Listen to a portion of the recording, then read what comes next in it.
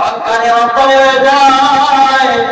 আপনি যদি মারা যান, যদি কবর জিয়ারত করতে না পারে, পাঁচ ওয়াক্ত নামাজের মধ্যে কম করতে পারলেও মায়ের জন্য সন্তান দোয়া করবে, ঠিক কিনা? এই জন্যই বিশেষ হাবিব রহমাতুল্লাহ আলাইহি আল্লাহ সুবহানাহু ওয়া তাআলা এমন কিছু ব্যক্তিদেরকে ইজ্জত সম্মান করে দেন, যার কোনো ইজ্জত ছিল না, যার কোনো সম্মান ছিল না, যে কখনো অপরাধ করতে পারে না, এমন কিছু ব্যক্তিদেরকে আল্লাহ সুবহানাহু ওয়া তাআলা ওলি বানিয়ে দেন। ইমাম গাজ্জালী রাহমাতুল্লাহ আলাইহি, ইমাম গাজ্জালী রাহমাতুল্লাহ আলাইহি ওনার যুগের ঘটনা। আব্দুর রহমান কাটুরিয়া, একজন ব্যক্তির নাম ছিল আব্দুর রহমান কাটুরিয়া, যার নাম ছিল কাঠ কাটা। সে সারাদিন এই কাজগুলো করত। সে কোরআন পড়তে পারে না, কোরআন মানুষের ছাত্ররা ওই সুন্দর করে কোরআন তেলাওয়াত করতে পারে, হক্কানি আলেম হাফেজ যারা সুন্দর করে তেলাওয়াত করতে পারে। আব্দুর রহমান কাটুরিয়া সেই কোরআন পড়তে পারে না, কিন্তু কোরআনের সাথে তার সম্পর্ক ভালো। এই জন্য ইমাম গাজ্জালী রাহমাতুল্লাহ আলাইহি উনি স্বপ্নে যুগে দেখতে পেলেন, আল্লাহ সুবহানাহু ওয়া তাআলা জানিয়ে দিলেন, ও ইমাম গাজ্জালী রাহমাতুল্লাহ আলাইহি, ও ইমাম, তুমি অমুক মহল্লায় গিয়ে দেখো আমার একজন বন্ধু, আমার একজন প্রিয় বাবা ইন্তিকাল করেছে। তোমার নিজ হাতে থেকে গোসল করাবে, কাফন পরাবে এবং তুমি তার জানাজার ইমামতি করবে। সকলে বলেন সুবহানাল্লাহ। এদিকে ইমাম গাজ্জালী রাহমাতুল্লাহ আলাইহি এত সুন্দর একটি স্বপ্ন দেখে ঘুম ভেঙে গেল। ঘুম শেষে উনি নামাজ আদায় করে ওই ব্যক্তির খুঁজে বের হয়ে গেলেন, যার কথা বলা হচ্ছে আব্দুর রহমান। আল্লাহ সুবহানাহু ওয়া তাআলা জানিয়ে দিলেন আব্দুর রহমানের জানাজা পড়া হবে, কিন্তু আব্দুর রহমানকে তাকে খুঁজে পায় না। ইমাম গাজ্জালী রাহমাতুল্লাহ আলাইহি আব্দুর রহমানকে খোঁজার জন্য বের হয়ে গেলেন। এলাকার লোকদেরকে জিজ্ঞেস করে আব্দুর রহমান নামক কেউ মৃত্যুবরণ করেছে কিনা। সকলে বলল আব্দুর রহমানকে তাকে আমরা চিনি না, তবে একজন কাটুরি ছিল, সে মৃত্যুবরণ করেছে। এই কথা শুনে ইমাম গাজ্জালী রাহমাতুল্লাহ আলাইহি বললেন, ওনার কাছে আমাকে নিয়ে যাও। ইমাম গাজ্জালী রাহমাতুল্লাহ আলাইহি নিয়ে যাওয়া হলো। গিয়ে দেখতে পেলেন ওনার পরিবার সহ, ওনার আত্মীয়স্বজন, ছেলেরা, আপনজন যারা ছিল সকলে ওই মুদ্দার পাশে, ওই কাটুরিয়ার পাশে বসে কান্নাকাটি করতে লাগলো। কারণ কে তাকে গোসল করাবে, কে তাকে জানাজা পড়াবে, এমন কোনো ব্যক্তি ছিল না। এমন অবস্থায় গাজ্জালী রাহমাতুল্লাহ আলাইহি তাদের সামনে গিয়ে হাজির হয়ে গেলেন। ইমাম গাজ্জালী রাহমাতুল্লাহ আলাইহি বললেন, আব্দুর রহমান কাটুরিয়া। ইমাম গাজ্জালী রাহমাতুল্লাহ আলাইহি নিজ হাতে ওনাকে গোসল করালেন, কাফন পরালেন এবং কবরস্থ করলেন। করার পরে ইমাম গাজ্জালী রাহমাতুল্লাহ আলাইহি উনি নিজ হাতে যখন কবরে দেন, কবরে রাখার পর কিছু খুশবু বের হতে লাগলো। খুশবু, সকলে বলেন মারহাবা। এত সুন্দর খুশবু বের হতে লাগলো। ইমাম গাজ্জালী রাহমাতুল্লাহ আলাইহি বললেন, যিনি মৃত্যুবরণ করেছেন উনি সাধারণ ব্যক্তি নয়, সাধারণ ব্যক্তি নয়, আল্লাহর প্রিয় বান্দা ছিলেন, যার কারণে আল্লাহ তাআলা তাকে অনেক মহব্বত করতেন। এই জন্যই ইমাম গাজ্জালী রাহমাতুল্লাহ আলাইহি মরহুমের সন্তানকে জিজ্ঞেস করলো, বাবা তোমার বাবার জীবনের সবচেয়ে বড় কি আমল ছিল? সন্তান বলল, হুজুর আমার বাবার জীবনে কি আমল ছিল আমার জানা মতো, আমার জানা নেই। আমার বাবা সবচেয়ে বড় কি আমল করত। এবার সন্তানকে বললো,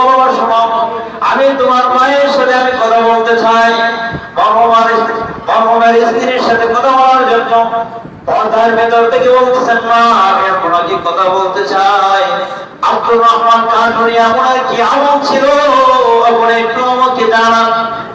এদিকে কাঠুরিয়ার স্ত্রী বললেন, আমার জানা মতে আমার স্বামীর তেমন কোনো আমল ছিল না, তবে আমার জানা মতে এমন একটি আমল ছিল যে আমলটা সে দিতে পারে না, ব্যর্থ ছিল, কিন্তু তার কোনো পর্যন্ত চেষ্টা করেছেন, অসংখ্যবার চেষ্টা করেছেন।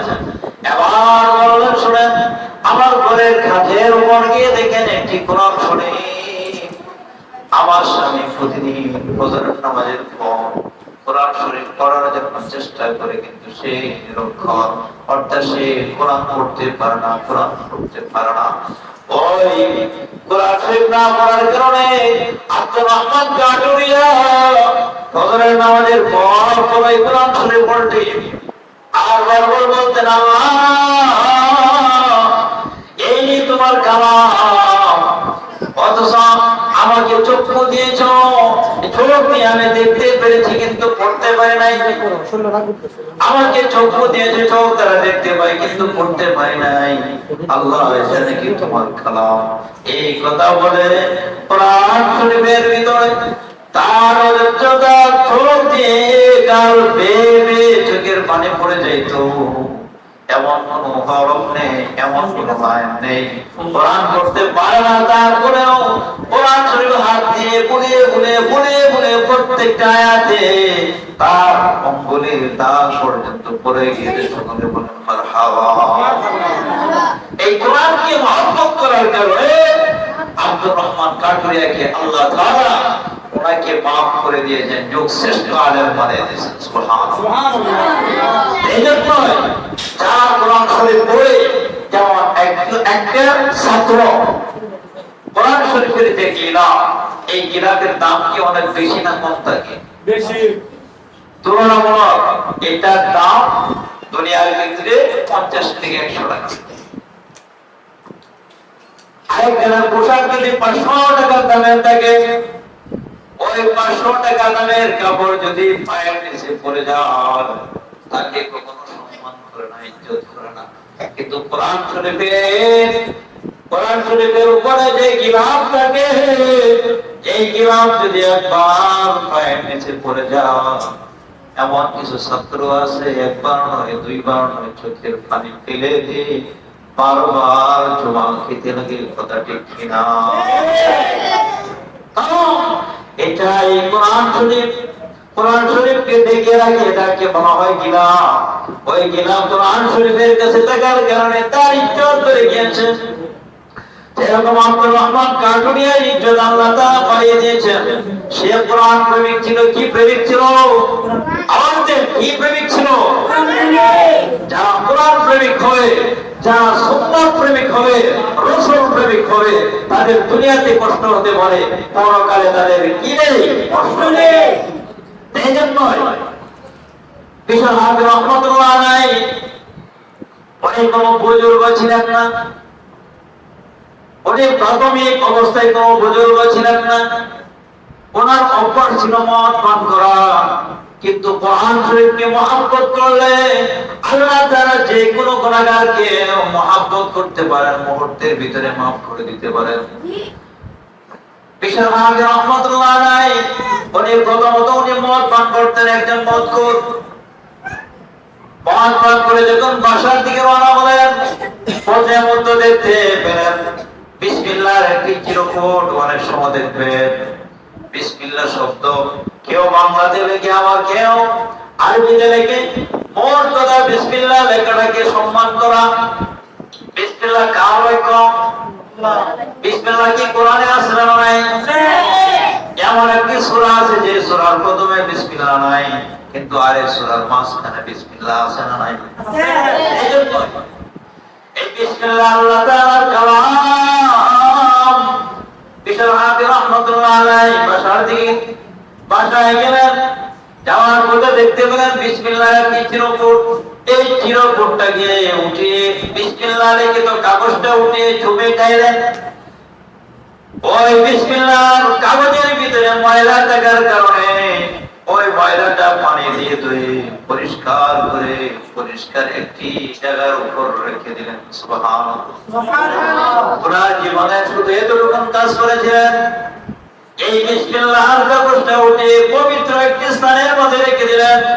সে মদ পান করে যখন বেভোর হয়ে গেল, ঘুমন্ত অবস্থায় আল্লাহ সুবহানাহু ওয়া তাআলার পক্ষ থেকে বিশর হাবিব রাহমাতুল্লাহ আলাইহির জন্য সুসংবাদ দিলেন। হাসান বসরি রাহমাতুল্লাহ আলাইহিকে জানিয়ে দিলেন, ইলহামের মাধ্যমে জানালেন, ও হাসান বসরি, বিশর হাবিব রাহমাতুল্লাহ আলাইহি বিশরকে তুমি সুসংবাদ দিয়ে দাও এবং রহমতের ছায়ার তলে তাকে নিয়ে আসো। হাসান বসরি রাহমাতুল্লাহ আলাইহি আশ্চর্য হয়ে গেলেন, কি ব্যাপার? আল্লাহ তাআলা আমাকে বিশর হাবিবের সাথে সাক্ষাৎ করার জন্য নির্দেশ দিলেন। গিয়ে দেখলেন উনি ওনার মধ্যশালায় যেখানে মদ পান করে সেই ঘরের ভিতরে, সেই কক্ষের ভিতরে সে মদ পান করে ঘোর হয়ে শুয়ে পড়লেন। এদিকে হাসান বসরি রাহমাতুল্লাহ আলাইহি ঢোকার পর সকাল সংস্কৃতি হয়ে বলতে লাগলো, হুজুর আপনি এখান থেকে বের হয়ে যান, এখান থেকে চলে যান। আপনি যদি এখানে থাকেন তাহলে আপনার ইজ্জত কমে যাবে। হাসান বসরি রাহমাতুল্লাহ আলাইহি বললেন, আমি এখানে স্বেচ্ছায় আসি নাই, স্বেচ্ছায় চলে যাব। আল্লাহ তাআলা মহান, আল্লাহ সুবহানাহু ওয়া তাআলা আমাকে আসার জন্য এখানে পারমিশন দিয়েছেন, নির্দেশ করেছেন, ওনার হুকুমে এসেছি। তোমরা সকলে পরিচয় দাও, বিশর হাবিব কোথায় আছে, এখন কোথায় আছে, কোথায় আছে? এইদিকে হাসান বসরি রাহমাতুল্লাহ আলাইহি দৌড়ে গিয়ে দেখতে পেলেন বিশর হাবিব তার একটি কক্ষের ভিতরে শুয়ে রইল। বিশর হাবিব রাহমাতুল্লাহ আলাইহি এই অবস্থা দেখে হাসান বসরি রাহমাতুল্লাহ আলাইহি তার মাথায় ধরে ছাত্রদের ভিতরে একটি আমল আছে, কোন উস্তাদজি যখন ঘুমিয়ে যায় তখন কিন্তু সরাসরি কোন ছাত্র উস্তাদকে ডাক দেয় না, কথা ঠিক কিনা? অথবা মাথায় উস্তাদের মাথায় হাত ধরে আস্তে আস্তে ঘুম ভাঙে। এইদিকে হাসান বসরি রাহমাতুল্লাহ আলাইহি দেখতে পেলেন বিশর হাবিব খুবই ঘুমন্ত, তাই সরাসরি ডাক দেয় নাই। তার মাথার উপর হাসান বসরি রাহমাতুল্লাহ আলাইহি যখন হাত বুলিয়ে দিলেন, অটোমেটিক হাসান বসরি রাহমাতুল্লাহ আলাইহির হাত বুলিয়ে দেওয়ার কারণে বিশর হাবিব রাহমাতুল্লাহ আলাইহির ঘুম ভেঙে গেল। ঘুম ভেঙে যাওয়ার পর এবার হাসান বসরি রাহমাতুল্লাহ আলাইহিকে দেখে বললেন, আপনি এখানে কেন এসেছেন, কিসের জন্য এসেছেন? হাসান বসরি রাহমাতুল্লাহ আলাইহি বললেন, ভাই আমি এখানে এসেছি তোমাকে নিয়ে যাওয়ার জন্য। এই অন্ধকারে তোমাকে রাখা যাবে না, এই মধ্যশালার ভিতরে তোমাকে রেখে যাওয়া যাবে না। এই মধ্যশালা থেকে তোমাকে বের করে নিয়ে যাওয়ার পারমিশন আল্লাহ তাআলা আমাকে দিয়েছেন। সুবহানাল্লাহ। ইয়া বিশরাত ইসমি, আল্লাহ তাআলা জানিয়ে দিলেন, ও হাসান বসরি তুমি তাকে জানিয়ে দাও, বিশর হাবিবকে জানিয়ে দাও, ইয়া বিশরাত ইসমি ফারফানাকা, যে আমার নামের তাজিম করার কারণে, যে আমার নামের তাজিম করেছে, আল্লাহর নামের তাজিম করেছে, অতএবনাকা আল্লাহর নামের তাজিম করার কারণে, ইজ্জত করার কারণে আল্লাহ তাআলা জানিয়েছেন ফারফানাকা, আমি তার সকল প্রকার গুনাহ মাফ করে দিয়েছি। সুবহানাল্লাহ। সেই জন্য বিশর হাবিব রাহমাতুল্লাহ আলাইহির জীবনের সামান্য এই একটা বিসমিল্লাহ কোরআন শরীফের পূর্ণাঙ্গ কোন সূরা নয়, বিসমিল্লাহর একটি অংশ, কোরআন শরীফের একটি অংশ। এই অংশকে মহব্বত করার কারণে আল্লাহ তাআলা যদি তার সকল গুনাহ মাফ করে দিতে পারে, এখন আপনি আমি যদি কোরআন শরীফ পড়ি, সেই আল্লাহ কি আমাদেরকে মাফ করতে পারবেন কিনা? এই জন্য আল্লাহ সুবহানাহু ওয়া তাআলা কিভাবে মাফ করেন? আল্লাহ সুবহানাহু ওয়া তাআলা সকল বান্দাদেরকে মাফ করে দিবেন। বলা হয়েছে এমন একটি সময় আসবে, কিয়ামতের দিন কায়েম হয়ে যাবে, কেউ কারো সহযোগিতা করবে না। তখন আল্লাহ তাআলা আট ভাবে, বিভিন্ন ভাবে আল্লাহ তাআলার দয়া আসবে, আট প্রকারের দয়া আসবে। আট প্রকারের দয়ার ভিতরে এক নম্বর দয়া হলো আল্লাহ তাআলার কাছে বান্দা বলবেন, আল্লাহ আমাকে কিছু সুযোগ দাও, কিছু সুযোগ দাও। ওই ব্যক্তির জীবনে একটা নেকির কারণে সে জান্নাত পাবে না। এখন আপনারা বলেন, হিসাবের করে যদি একটা নেকির কারণে জান্নাতে যেতে না পারে, আরেকজন ব্যক্তি যদি একেবারে নেকি না থাকে, তাহলে কার কষ্ট বেশি, আফসোস কার বেশি? যার যিনি এক নেকির জন্য জান্নাত পায় না, তার মতন আফসোস আর কারো বলতে পারে না। আল্লাহ তাআলা জানিয়ে দিলেন, ইয়াউমা ইয়াফিরুল মারউ মিন আখিহি ওয়া উম্মিহি ওয়া আবিহি ওয়া সাহিবাতিহি ওয়া বানিহি।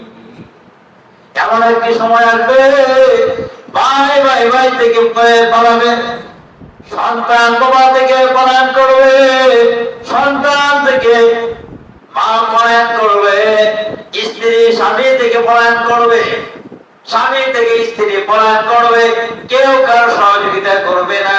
ওয়াত্তাকু ইয়াওমান লা তাজজি নাফসুন আন নাফসিন শাইআ। এমন একটা সময় আসবে, কেউ কারো সহযোগিতা করতে পারবে না, সাহায্য করতে পারবে না। তাই বান্দা বলবেন, আল্লাহ আমার যেহেতু একটা নেকির কারণে আমি জান্নাতে যেতে পারি না, তাহলে আমি একটু ফিকির করে দেখি আমাকে কেউ একটা নেকি দেয় কিনা, আমি জান্নাতে যেতে পারি কিনা। এদিকে আল্লাহ তাআলা পূর্বে জানিয়ে দিলেন, তোমাকে কেউ সহযোগিতা করবে না, সাহায্য করবে না। কিন্তু পরিস্থিতি এমন হয়ে দাঁড়ালো, বান্দা যখন কাকুতিমিত করবে, আল্লাহ তুমি আমাকে সুযোগ দাও, সুযোগ দাও, সুযোগ দাও, শেষ পর্যন্ত আল্লাহ তাআলা বলবেন, যাও তুমি যদি পারো তুমি একটি নেকি সংগ্রহ করে নিয়ে আসো, তোমাকে জান্নাত দেব। কিন্তু মায়ের কাছে গেল, মা কোনো নেকি দেয় নাই, বাবার কাছে গেলেন, বাবা কোনো নেকি দেয় না, সন্তানের কাছে গেলেন, সন্তান নেকি দেয় না, স্ত্রীর কাছে গিয়েছেন, স্ত্রী নেকি দেয় নাই, আত্মীয় স্বজন যারা ছিল কেউ কাউকে নেকি দেয় নাই। এখন পরিস্থিতি এমন হয়ে দাঁড়ালো, উনি একটা নেকির জন্য জান্নাতে যেতে পারে না। আরেক আল্লাহ তাআলার আরেক বান্দা আছে, মাত্র তার জীবনে মাত্র একটা নেকি। কয়টা নেকি? একটা নেকি। এক নেকির কারণে একজনে জান্নাতে যেতে পারে না, আরেকজনের মাত্র এক নেকি। দাম কার বেশি? যার এক নেকি তার কোনো দাম নাই, আর যার এক নেকির কারণে জান্নাতে যেতে পারে না, তার দাম অনেক বেশি। ওনার পরিস্থিতি দেখে যার একটা নেকি ছিল, উনি বলতেছে, ভাই তুমি কেন এত পেরেশান, তুমি শুধু বারবার দৌড়াদৌড়ি করতেছে কেন, তোমার কি হয়েছে, কি সমস্যা আমার কাছে বলো। উনি বললেন, ভাই তোমার কাছে বলে কোনো লাভ নেই, তোমার কাছে বলে কোনো প্রয়োজন নেই, কারণ তোমার কাছে যদি বলি আমি যে কাজের জন্য পেরেশানি হচ্ছি, এটা সমাধান তুমি দিতে পারবে না। শেষ পর্যন্ত উনি বললেন, আমি একটা নেকির জন্য জান্নাতে যেতে পারি নাই। তখন উনি বললেন, ভাই তুমি একটা নেকির জন্য জান্নাতে যেতে পারো না, আর আমার মাত্র একটা নেকি, এই নেকি আমার দরকার নাই। আবার একটা নেকি তোমাকে আল্লাহর রাস্তে দিয়ে দিলাম, সুবহানাল্লাহ। একটা নেকি পেয়ে সে আনন্দ পাওয়া, সে জান্নাতে চলে যাবে। এমন অবস্থায় একবার জান্নাতের দিকে যায়, আবার পিছনের দিকে তাকায়, আল্লাহ তাআলা ফেরেশতাকে জানিয়ে দিলেন, ফেরেশতা আমার বান্দাকে জিজ্ঞেস করো, সে জান্নাতে যাওয়ার জন্য এত চেষ্টা করেছে, তারপরে কেন জান্নাতে যায় না? ফেরেশতা যখন জিজ্ঞেস করো, তোমাকে জান্নাত দেওয়ার পরে কেন তুমি জান্নাতে যাচ্ছ না? সে বলল, যার নেকির কারণে আমি জান্নাতে যেতে পেরেছি, ওনাকে ছাড়া আমি জান্নাতে যেতে চাই না। সুবহানাল্লাহ। আল্লাহ তাআলা দয়া এসে গেল, দয়া এসে গেল। আল্লাহ তাআলা বলতেছে, আমার বান্দা হয়ে যদি সে দরদ দেখাইতে পারে, তাহলে আমি আল্লাহর কি দয়া না? তুমি তাকে কেন, তোমাকে যে নেকি দিয়েছে তাকে নিয়ে তুমি জান্নাতে যাও। এরকম ভাবে একজন নয়, দুইজন নয়, শত শত ব্যক্তি তার জান্নাতি জিনিস তার সামনে এসে দাঁড়িয়ে গেল। কে বলতেছে দুনিয়ার বাড়িতে আমি তোমাকে সহযোগিতা করেছিলাম, তোমাকে এক গ্লাস পানি পান করিয়েছিলাম, তোমাকে অল্প কিছু দুধ পান করিয়েছিলাম, তোমাকে একটি বিস্কিট দিয়েছিলাম, তুমি মাদ্রাসায় যখন পড়াশোনা করতে তখন তোমাকে একটি কলম কিনে দিয়েছিলাম, তোমাকে একটি খাতা দিয়েছিলাম, তোমাকে কোরআন শরীফ কিনে দিয়েছিলাম, তুমি গরিব থাকার কারণে তোমার মাথায় আমি একটি টুপি কিনে দিয়েছিলাম। এরকম ভাবে হিসাব করে দেখবেন একজন দুইজন নয়, শত শত নয়, হাজার হাজার মানুষ তার পিছনে এসে দাঁড়িয়ে গিয়েছে। ওই জান্নাতে চিৎকার দিয়ে বলবে আল্লাহ, হয় আমাকে জান্নাত দাও, হয় তাদের সাথে আমাকে জাহান্নামে দাও।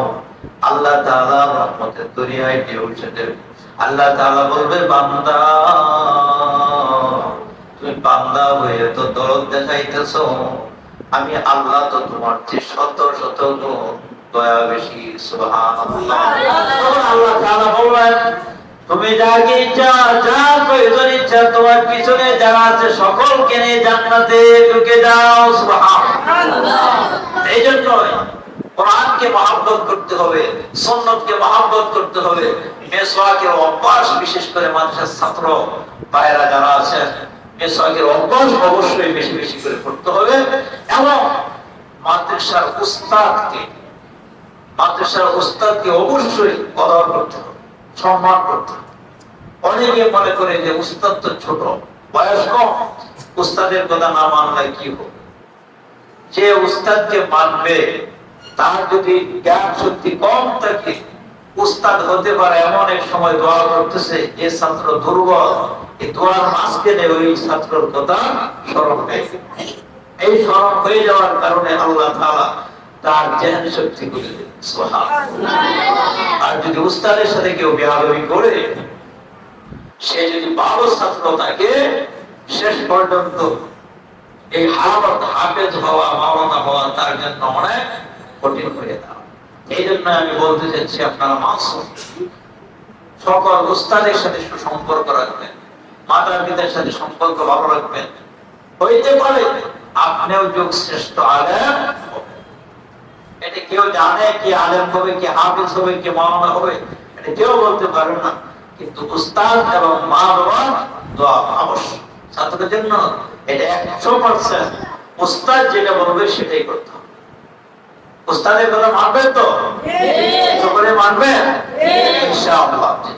ইনশাআল্লাহ বলতে হবে। জি বললে এটা হয় না, সরাসরি আল্লাহর উপর ভরসা দিতে হবে। সকল উস্তাদের কথা মতো আপনারা চলবেন। এই জন্য উস্তাদ কতটুকু মেহনত করে, অনেক মা আছে সন্তানের জন্য মেহনত করে, তার চেয়ে বেশি মেহনত উস্তাদের। অনেক মা হচ্ছে অসংখ্য গুণ মেহনত উস্তাদ করে ছাত্রের পিছনে। এই জন্য ছাত্র যখন যুগ শ্রেষ্ঠ আলেম হবে, আর উস্তাদের ছাত্রের কাছে কি চায়, সে হাফেজ হোক, সে আলেম হোক, তার আমল আখলাক যেন আমল আখলাক ভালো না হইলে, তার আমল আখলাক যদি সঠিক না হয়, তাহলে সে কখনো তার এই ইলম দ্বারা, এই আমল দ্বারা সে স্বাবলম্বী, সে কামিয়াবি হতে পারবে। এই জন্যই আপনারা অনেক দামি, কারণ কোরআন শরীফের একটি অঙ্ক, কোরআন শরীফ, এটা কি কোরআনে নাই? এটা কি কোরআনের কথা না অন্য কোন গ্রন্থের কথা? কোরআনে কি নাই? কোন ব্যক্তি যদি কোরআন উচ্চারণ করে, ওযু ছাড়া, কি ছাড়া? ওযুবিহীন কোন ব্যক্তি যদি শুধু কোরআনকে কোরআন উচ্চারণ করে, তারপরেও তার সর্বনিম্ন 40টা নেকি হয়ে যাবে। কোরআনকে কোরআন যদি উচ্চারণ করে, কত নাকি? 40টা নেকি। এছাড়া আপনি অন্য কোন বই পড়েন, বাংলা বই, ইংরেজি বই, প্রত্যেকটা বই পড়লে কি আলাদা কোনো নেকি আছে? স্বতন্ত্র কোনো নেকি আছে? কোনো নেকি না। একমাত্র নেকি দিয়েছেন কোথায়? কোরআন এবং হাদিসে। এই জন্য আপনাদের মনগুলো প্রশস্ত করবেন। ছাত্রদের কাজ হলো উস্তাদের কথা মতো চলা এবং আল্লাহ তাআলার কাছে বেশি বেশি চাওয়া। যে আল্লাহ, আমার জ্ঞান শক্তি কম, আমাকে বৃদ্ধি করে দাও, চোখের পানি ফেলে দিয়ে আপনারা যদি আল্লাহর কাছে যেতে পারেন তাহলে আল্লাহ তাআলা অবশ্যই অবশ্যই দিবেন। তার কারণ হলো একবার আল্লাহ সুবহানাহু ওয়া তাআলা যখন সর্বপ্রথম মাটি তৈরি করলেন, কি তৈরি করলো? মাটি। মাটি তৈরি করার পরে মাটি অটোমেটিক কাঁপতে লাগলো, মাটি কাঁপে। কাঁপার কারণে আল্লাহ সুবহানাহু ওয়া তাআলা ফেলেক হিসেবে পাহাড় তৈরি করলেন। কি তৈরি করলেন? পাহাড়। তো আল্লাহ তাআলা পাহাড় যখন তৈরি করে দিলেন, ফেরেশতা আশ্চর্য দেখে, পাহাড়ের এই শক্তি দেখে বললেন যে পাহাড়ের চেয়ে কি শক্তিশালী কোন জিনিস আছে? তখন বলছে হ্যাঁ আছে। বলছে কি? তখন বলল সে হলো লোহা। পাহাড়ের চেয়ে শক্তিশালী কে? লোহা। লোহা যে পিটাইলে কি ওয়াল ভাঙতে যায় না? ওয়ালের শক্তি বেশি না লোহার শক্তি বেশি? এরকম ভাবে লোহার শক্তি দেখে আবার ফেরেশতা বলতেছে যে আল্লাহ, লোহার চেয়েও শক্তিশালী কোন বস্তু তোমার আছে? তোমার আল্লাহ তাআলা বললেন হ্যাঁ, লোহার যে শক্তিশালী হলো সে হলো আগুন। আগুন কোন লোহা বোঝে না, আগুন লাগলে কে লোহা, কে শক্ত, কে নরম সবকিছু সে পুরো সরকার করে।